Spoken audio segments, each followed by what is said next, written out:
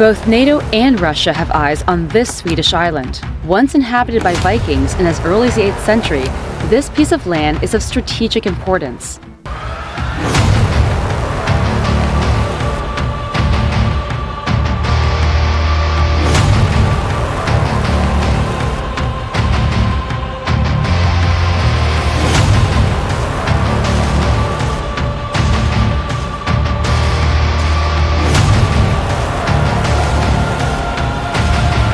In Sweden, two top defense officials asked the citizens to prepare for war. The opposition accuses the defense minister and the military chief of alarmism. Sweden, which is close to joining NATO, has not fought a war in 2 centuries.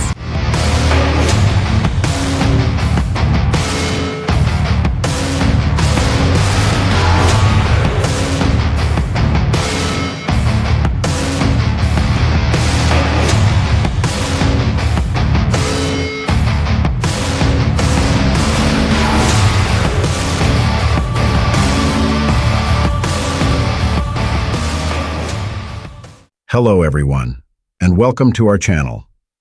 Today we're diving into an important and serious topic that has recently grabbed headlines, the war warning issued by high-ranking officials in Sweden. This announcement has sparked a lot of discussions and questions, and in this video we're going to break it down, analyze the situation, and explore what it could mean for Sweden and the world. Now, let's get started. Imagine you wake up one day, turn on the news, and you hear that your country is issuing a war warning. It's a pretty serious and somewhat scary thing, right? That's exactly what's been happening in Sweden recently, and we're here to untangle the details and figure out what's going on. So grab a cup of tea or coffee, get comfortable, and let's explore this together. This is Sweden's war warning, unraveling the situation. Let's go. Sweden's defense minister recently raised the possibility of war, citing rising tensions with Russia. At the Folk och Försvar National Conference in Salén, senior Swedish officials advised the public to prepare accordingly. In his address, Foreign Minister Tobias Billström emphasized the significance of Sweden's impending NATO membership, stating that it represents the most significant change in the country's security policy in over 2 centuries. Billström also warned of the threat posed by Russia, indicating that the country's actions will continue to pose a serious threat to Sweden and Europe for the foreseeable future. As such, Stockholm must be realistic and prepared for an extended confrontation. Defense Minister Pål Jonson echoed these concerns, stating that war could come to Sweden. Jonson contended that Ukraine is serving as Europe's shield in its conflict with Russia. Last year, Sweden abandoned its policy of non-alignment and elected to join NATO, citing Russia's military involvement in Ukraine, which began in February 2022. Finland, Sweden's neighboring state, has also opted to join NATO and became a member in April of 2023. The Swedish Prime Minister Ulf Kristersson recently made a public statement at 1:07 regarding the deployment of 800 soldiers to Latvia in support of the 2,000 Canada-led troops stationed there. This move is aligned with the military bloc's enhanced forward presence strategy in the Baltic states. In a previous annual conference, the Prime Minister shared his insights on Sweden's future role in NATO and stated at 1:24, having nuclear weapons on our own territory in peacetime is in the cards. The ongoing conflict is primarily attributed to NATO's expanding presence towards Russia's western borders and the refusal to rule out Ukrainian membership in the future, as stated by Moscow. Russia views NATO as a significant threat to its national security. Both NATO and Russia have eyes on this Swedish island. Once inhabited by Vikings in as early as the 8th century, this piece of land is of strategic importance. That's because it's located in the center of the Baltic Sea and is on NATO's European front line. But it's also the only waterway where Russia has direct access to the west. Gotland is just one small part of how NATO could benefit if Sweden and Finland become members of the bloc. The historical relations between Sweden, Russia, and Finland are complex and have evolved over centuries. Here's a brief overview. Early history. Sweden and Russia have a long history of interaction, often characterized by conflicts. The Great Northern War, 1700-1721, was a significant conflict between the two powers, resulting in the Treaty of Nystad, which saw Russia gaining control of several territories previously held by Sweden. 19th century. Relations improved during the 19th century, particularly after the Napoleonic Wars. Both countries maintained diplomatic ties, and Sweden adopted a policy of neutrality. 20th century. Tensions rose again during the early 20th century, especially during the Russian Civil War, 1917-1922. The Soviet Union's establishment strained relations further, and during the Cold War, Sweden followed a policy of non-alignment. Having gained a deeper comprehension of the recent war warning issued by Sweden, it is now imperative to broaden the scope and examine the geopolitical landscape in its entirety. International relations are akin to a complex puzzle in which each constituent piece plays a role in shaping a country's decisions. Located in Northern Europe, Sweden shares borders with Norway and Finland while being connected to Denmark via a bridge.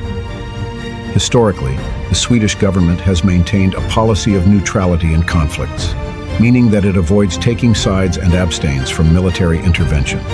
However, recent geopolitical shifts and developments have caused considerable concern. It is essential to consider Sweden's relationships with its neighbors to comprehend the dynamics at play. What does Sweden think of its neighbors? Are there any existing alliances or tensions? Furthermore, it is critical to consider the factors that may have contributed to the war warning. Recent conflicts and developments in Europe also play a significant role in shaping Sweden's stance on war. For example, changes in political leadership, economic shifts, or tensions between neighboring countries can all influence a nation's position on war. The following discussion will examine the potential impact of Sweden's involvement on international relations. In the realm of diplomatic relations, the actions of a single nation can have significant global repercussions. In the event that Sweden enters into a conflict, the nation's alliances may shift, trade agreements may be affected, and other nations may alter their perceptions of Sweden. Moreover, the decision to engage in a conflict may prompt neighboring countries to reconsider their own security strategies, potentially leading to a shift in the balance of power within the region. It is important to recognize that Sweden's involvement could have far-reaching consequences that extend well beyond its own borders. To gain a more comprehensive understanding of this matter, it is necessary to consider the delicate intricacies of international diplomacy, where every move carries great weight. Let us explore how Sweden's potential involvement could potentially alter the geopolitical landscape and impact international relations. This piece of land is of strategic importance. That's because it's located in the center of the Baltic Sea and is on NATO's European front line. But it's also the only waterway where Russia has direct access to the west. Gotland is just one small part of how NATO could benefit if Sweden and Finland become members of the bloc. Both nations have said they will take steps to apply for membership of the Western Military Alliance. It is a very significant shift. These are two countries that have sought to take a position of military non-alignment. Finnish and Swedish membership in NATO would greatly enhance the defense of the Baltic region and reduce the chances of Russian adventurism or attack across the air, land, and sea domains in an integrated fashion. Analysts say the expansion of the bloc could make NATO stronger and affect Russia's current strategy in Ukraine. To understand how, we need to look at the geography and military capabilities of both countries. The location of both Sweden and Finland would mean the alliance has significantly more land in the east of Europe. Take Finland, for example. It has an 830-mile-long border with Russia, but if we look a little closer, we can see that this border is full of lakes and marshland with very few roads for military vehicles such as tanks to travel on. Analysts say those conditions would be beneficial for NATO in any potential combat situation with Russia. From a NATO point of view, it's a huge opportunity. So you think about combat in Ukraine over by Kiev, where Russia was trying to push down really narrow roads. That's Finland. This video aims to provide our follower with a comprehensive overview of the diplomatic relations between Sweden, Finland, and Russia. It will also discuss recent events that have taken place in these countries. Additionally, it will delve into the announcement of war warning by the Swedish Minister of War. This video serves as the first part of a larger series of analyses that will cover the diplomatic relations between Sweden, Russia, and NATO. The series aims to provide a thorough exploration of the potential outcome of a war between Sweden and Russia, including an assessment of the military capabilities of both countries. It will also provide updates on news from Sweden and Russia, including the ongoing conflict between Russia and Ukraine. Furthermore, this series will offer a detailed exploration of the latest weaponry produced by Sweden and Russia. It will examine the political options for preventing a war and discuss which countries could assist in preventing a conflict between Sweden and Russia. This series will also provide an in-depth analysis of the economic and social impacts of a potential war on these countries.